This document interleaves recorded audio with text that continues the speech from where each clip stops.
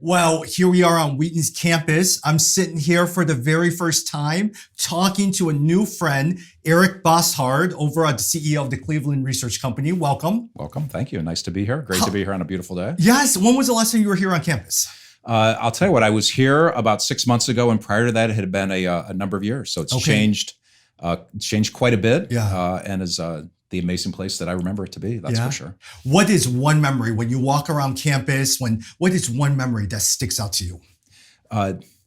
Probably the friends that I made and the fun and right on the borderline of stupid things that we would have done, enjoying our junior and senior year here. So I certainly remember that. And I remember I was fortunate to play on a real good soccer team. And so a lot of memories of runs and training for soccer. Those are the things that stick out. I tell people a lot of times it's 4 years where you are together living with a bunch of friends. You're playing video games, you're pulling all-nighters, and you'll never have anything like it. And you'll never experience anything ever again like that. Yeah, no, it was a great experience. I came here for Christians, brothers and sisters, and just made amazing friends that are friends for a lifetime still. Yeah. What made you come to Wheaton College? Was it the soccer program, or what made you decide to come? It was three things. I wanted to go to a Christian school. I wanted to study business, and I wanted to play soccer. And this was high on the list for all three of those. Got it. And I wanted a school that could get me where I wanted to go. And so it felt like Wheaton was a good pick. It was the only school I applied to and was absolutely the right place to go. And where's home for you? Akron, Ohio. Okay. So about 30 minutes south of Cleveland. We have horses and chickens in the backyard and a bit of a mini farm that I spend my weekends playing around with my wife, and I enjoy immensely. Very, very good. So you graduated from Wheaton, and what was your major? Business economics. Okay. So I was a philosophy double major for about 3 semesters, and I quickly figured out that crowd was a little different than mine. I learned a lot of things, but they were happy to see me go back to business and econ. When you first entered college, what did you think you were going to be doing?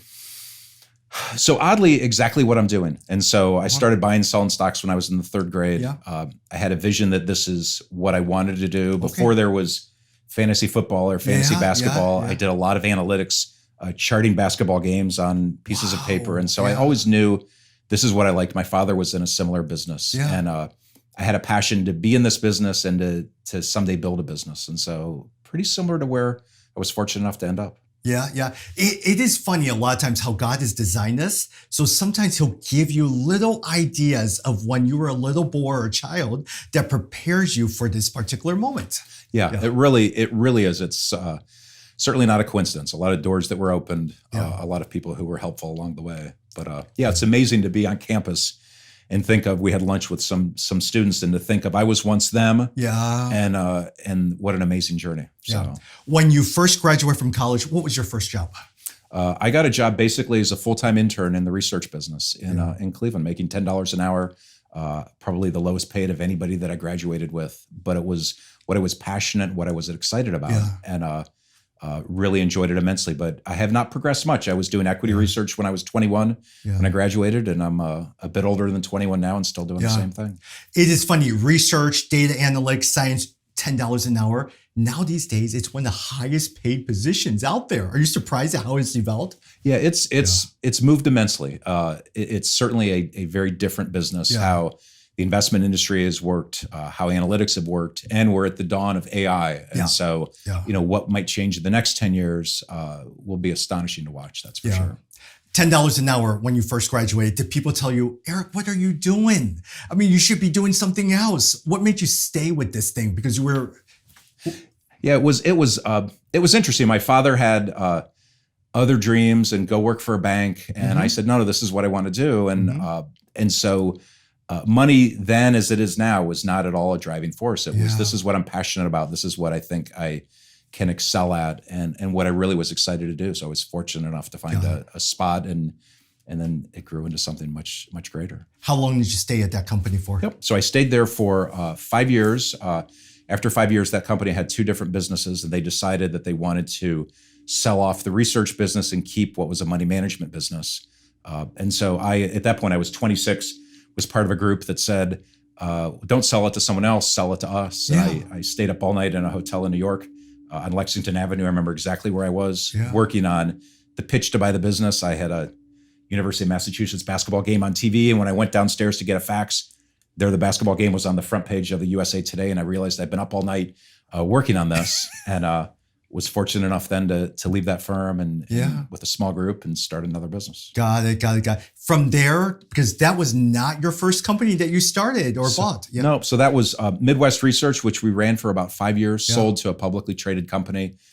They had very different attitudes about how they would run the business. A publicly traded company answered to shareholders. They admonished me early on, when you think about this more like a business and less like a family, you'll be more successful. And I understood what they were saying, but my values were quite different than that. And so I served out my time there and counted the minutes down. And a partner and I then were very motivated to leave and start what became Cleveland Research Company. Yeah. And for you, a lot of times, especially, what did you want when you first started this company? What was your vision of what you want this company to become? The motivation on the presentation the night that we started the business, it said Cleveland Research Company becoming the best equity research firm in the business. And best meant a couple things to me. Best meant the most respected, the most valued, the most influential equity research firm. Best also meant a place that people would say, what an amazing company. Yeah. And here we are now 18 years later, and we've really accomplished both goals. The company is very well respected for what we do in the world of research. Yeah. And our retention is unique in our industry. We had 2 people leave over the last 2 years, a company of almost 120 people, remarkably low turnover. In fact, a company that had hired these 2 people away, I had a call with them, somewhat cross words, and said, we don't have people leave. And they asked, what do you mean you don't have people leave? I said, well, we've had 2 people leave. Yeah. And his comment was, I've never heard of such a thing in this industry. Yeah. And so that was one of the goals, was to build a place that would be unique, that the employees would feel valued, and really feel an important part of. And so that was as important to me as building a place that was exceptional in the product we produced. If you look back, how then do you build a company where people feel important and valued? What's been your secret, or how you've been navigated through this? I'd say really a focus on, we have a couple of things that we focus on, but we think about for and by and with our people. We have an orange card, which are the principles the business is founded on. And the third piece of the orange card says, growing the firm to create opportunities for people. And it's a bit unique probably in that I'm certainly a capitalist, I'm pro-capitalist, but the motivation for growing the firm is to create opportunities for people. Got it. And that's something that is driving all the decisions that we make. Even why I'm on campus here is we want to hire people right out of undergrad that are going to work at Cleveland Research forever. My job as a CEO is to make sure that we're equipping them to be successful. Got it. And then creating opportunities for them so that they're going to work there 10, 20, 30, 40 years. And so that's a huge guiding force of what we look for and what we try to do every day. And it's kept us really grounded. And it's also unique a lot of times hearing you talk over lunch, you're identifying those who are coming straight out of undergrad just to help them, train them, develop them, all of that. Why? A lot of times people are looking at their MBA, their resume, their work experience. You're wanting people straight from undergrad. What's your logic for that? Yeah, at the predecessor company, we found that when we hired people from other firms, they did the job differently, but they also thought about people differently. The second thing on the orange card says working together to help everyone achieve excellence. Our focus is very much helping each other. And we find that when people go work somewhere else for 3 or 4 years, there's good companies. By definition, there's a lot of average companies. We prefer to teach people right from start. You're rooting for the person next to you. You're helping the person next to you succeed. If you're successful and they're successful, everybody is better off. And so it's a firm full of passionate achievers. It's a firm full of people who are competitive, but they also take as much joy out of the person next to them winning as them winning themselves. Yeah. Like, for instance, journey is very important. Even as I talk with you, your leadership journey on it, you played soccer. How did soccer help you as a CEO now that you're running this huge company? Oh, a whole host of ways. I grew up in a home where yellow letters across the mirror said, "The will to win is the will to prepare." Yeah. And I came to Wheaton College, went to the first practice, and Coach Bean said, "You're certainly not fast enough to play forward. If you can somehow get faster, maybe you could be a defender." And so I jumped rope literally all 3.5 years that I was here at Wheaton College in order to make myself fast enough to be able to be a serviceable, somewhat successful soccer player. That life lesson of the will to win is the will to prepare, how we do what we do, what I do in business, a lot of it is driven off of hard work and preparation. We're from the Midwest. our famous Cleveland resident said, nothing is given, everything is earned. LeBron James famously said. And so for us in my path and at Cleveland Research, everything is earned. And so it's hard work and dedication on your own and helping the person out next to you. Yeah, very good. And so even when in the early days of your company, as you look back, what were the lessons that you learned as you started this company? The best lesson when we had started the predecessor company and then sold the predecessor company, there was a ton that was learned, and it was largely how not to treat people and how not to look at people. Got it. Public companies bear a great burden of the importance of reporting quarterly results to shareholders. Yeah. And so working for a public company, we need to let go of these people because we have to manage expenses for a quarter. That may be a way to manage numbers. It's a horrible way to build a business and build a culture. And so there were a lot of things we learned and observed and how people were treated that we did the opposite. When we started the business, literally 2 of us walked across the street, gave a presentation, and 41 people resigned on the spot. Okay. They were running to what we were building as much as they were running away from. I don't just want a normal corporate job. I want a place that I can really build. And so those were lessons we learned from those experiences that were influential. They largely were affirming of the values that my partner and I stand for. Got it. And that the entire company stands for. Did it start off well? Like in the sense that, did it start off with a bunch of businesses and a lot of clients coming in, or did you have to work hard to get to that point? Talk to me about that initial. So it started great. It was a Friday night, made a presentation, 41 people resigned, and away we go. We'd rented office space across the street, computers and letterhead, and our names stenciled on the door. And so it started great for about 9 days until the company we worked for realized what was going on and then sued us to put us out of business for stealing their people, which was not a ton of fun. I called my wife and we have an outside investor, and I said, boy, this is what's going on. And they both said, well, you knew this was going to happen. Run the playbook that you planned on for this. And so that point was very challenging. The responsibility of having all of these people who had put their careers in our hands. But it also really bound everybody together to say, like, we're building this business. Eric and Chris didn't recruit any of us in advance. And so that was where it started. And from there, I would say the brother and sisterhood of the company was formed and really became a catalyst for where we went. And so the business then grew very quickly. This was in 2006. It grew very quickly, and then we were in the global financial crisis shortly after that.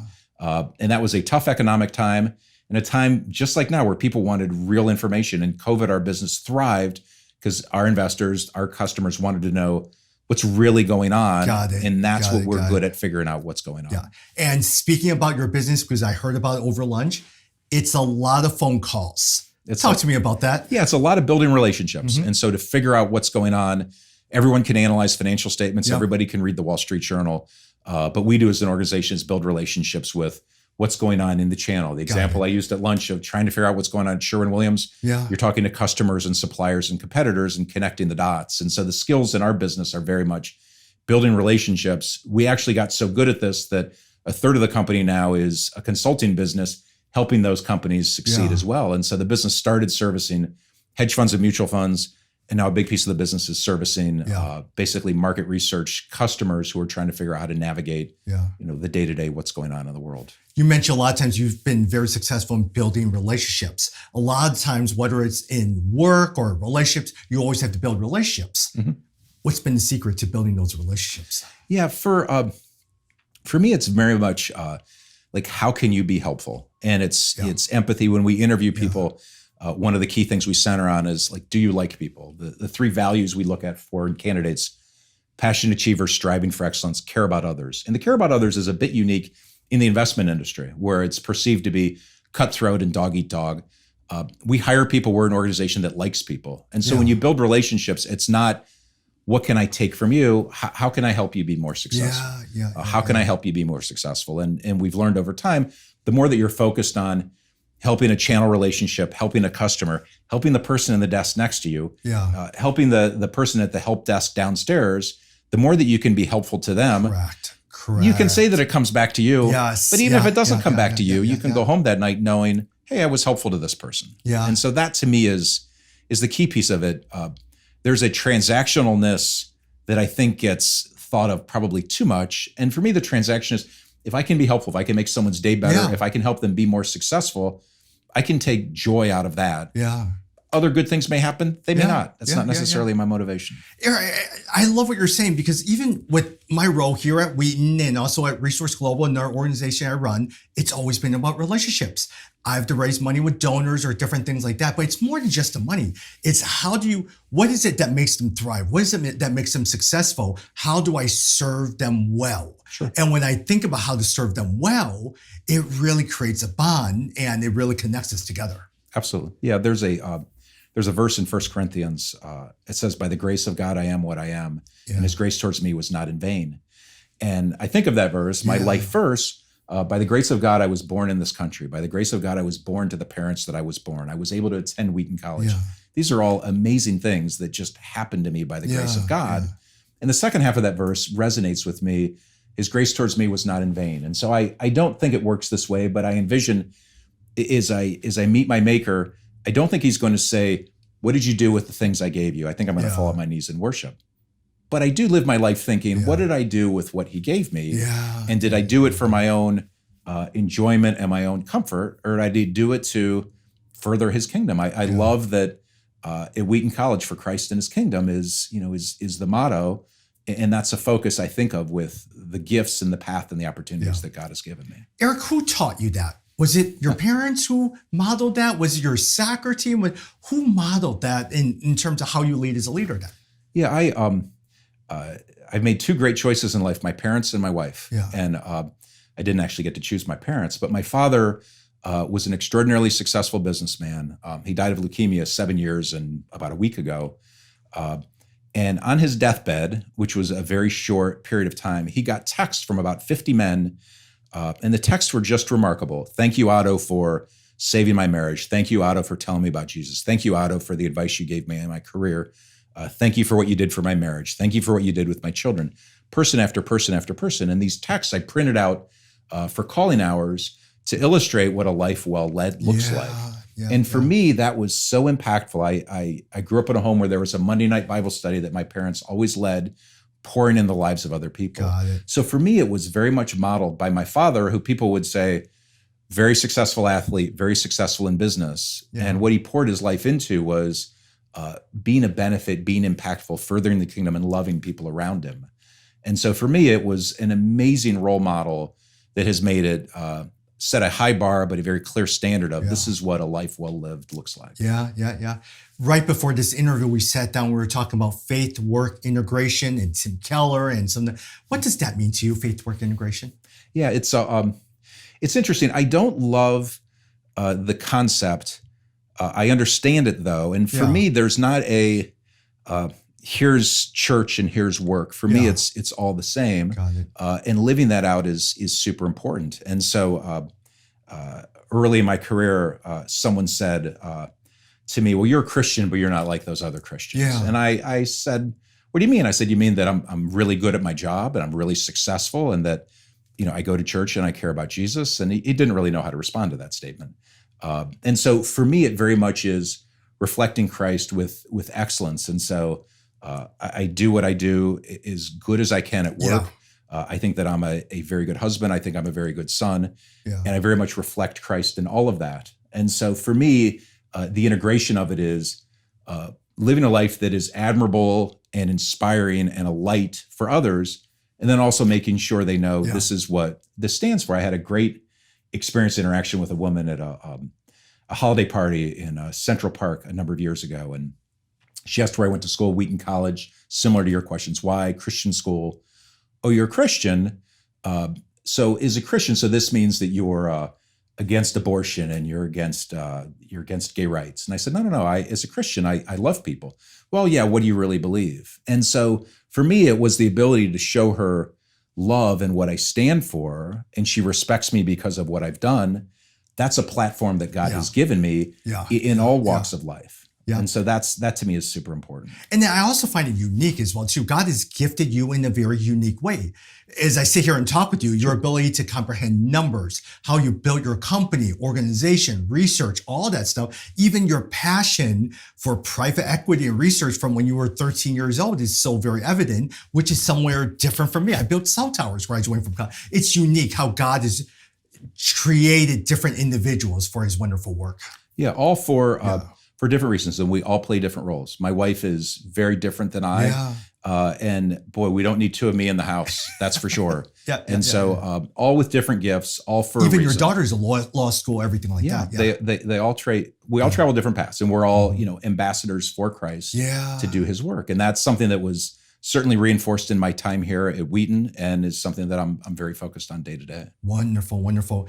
And so for you, a lot of times is, as you're just working, you work with a lot of young people. What is it about young people that you enjoy? I guess there's a whole host of things. And it's interesting. I'm old enough, so I've seen different generations of young people that value different things. For me, and especially the type of young people that we have, they're all still figuring it out. And so they don't have a lot of preconceived notions. They may have a little bit of a preconceived notion, and then they show up and say, well, this is what I thought a CEO would look like. But here's this guy inviting me in his backyard, coming to my house, and we're digging ditches and cutting down trees and building bridges and all these things. And oh, this is okay. I've had young people at work say, who are around us, like, I see how you and Darcy live. I see how you parent. I see how your marriage is. And it really is instructive to me. And so I love the ability and the passion of young people.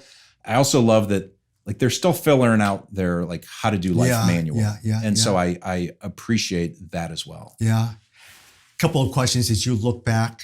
What's one mistake that you made as a leader that you had to learn from and still has shaped you to become the person you are today? There's a balance. I'm a doer, and so I always have a list, and I always have a plan, and I'm focused on what I'm focused on. And there's times I admire so much when Christ is going somewhere, and the centurion says, I have this going on, and Christ says, great, let's go see him now. I would be the one that says, oh, no, we have a plan today. We have a plan today. Or the woman at the well, oh, no, we have a plan today. And so I learned so much from studying how Christ lived, which is what I'm bad at, of, here's this opportunity, and even if it's not on the list. And as I've gotten older, I've gotten better, and the Holy Spirit, like, that's its job. And my battle is the Holy Spirit opening doors. I'm not comfortable with podcasts. The Holy Spirit opens a door, and I say, okay, this is what I'm to do. And so that's been my learning that's gotten easier, older. I'd like to have learned it 10 years ago, but better later than never. Going back to the story of Jesus and Samaritan women, I love what he says, for God so loved the world. Who does he say it to?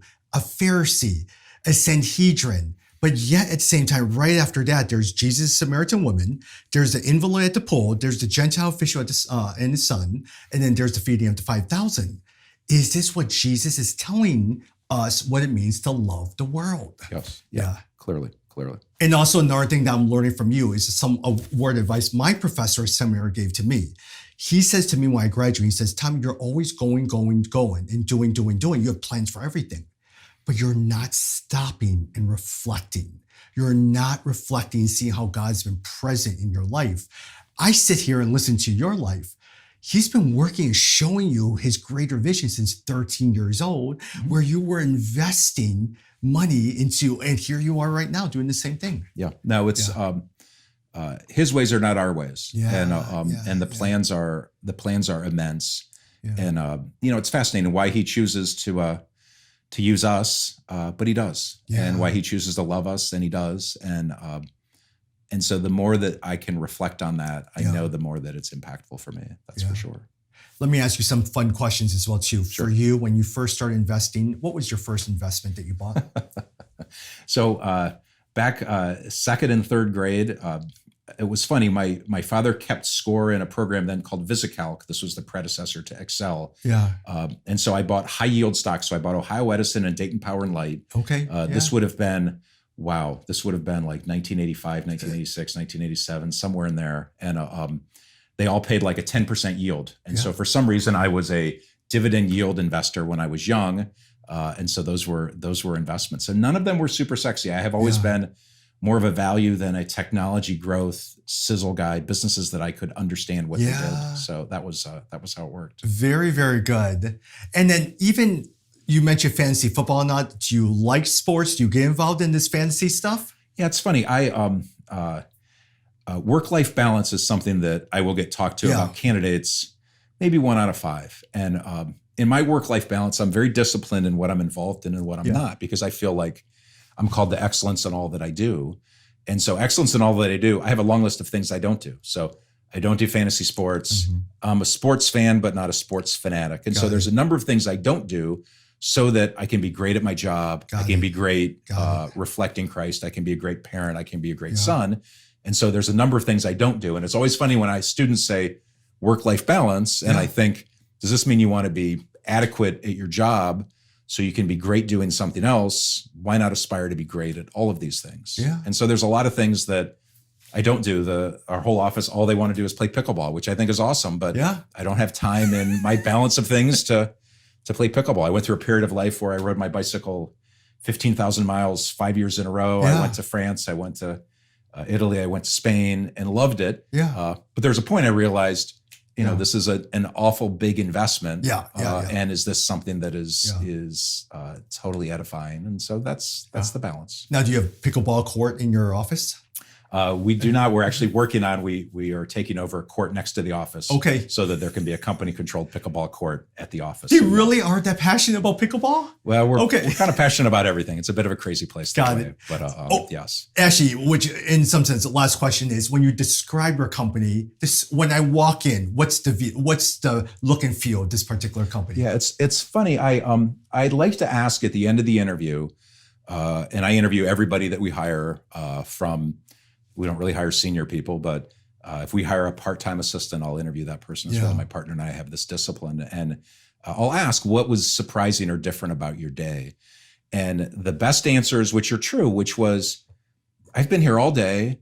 I've had probably 10 people just come up and say, can I get you a cup of coffee? Can I get you a bottle of water? It's a place that really cares about and likes people. Got it. And they'll say, and I'm watching these people and their brains work so fast and they're so impressive. And I watch them laughing with the person next to them and trying to help somebody else and caring about me as a guest who's petrified as I'm in here interviewing. Yeah. And so that's a unique feature, but that's the character of the people that work there by design. And also they look around at them and look at the people 10 years ahead of them and say, I guess we treat people nice around here. I guess we like people, and I like it like that. Yeah, and so that's a unique piece of who we are. Very, very good. Eric, thank you so much for making time. Absolutely. I appreciate it. Great. Thank you for having me. Yeah.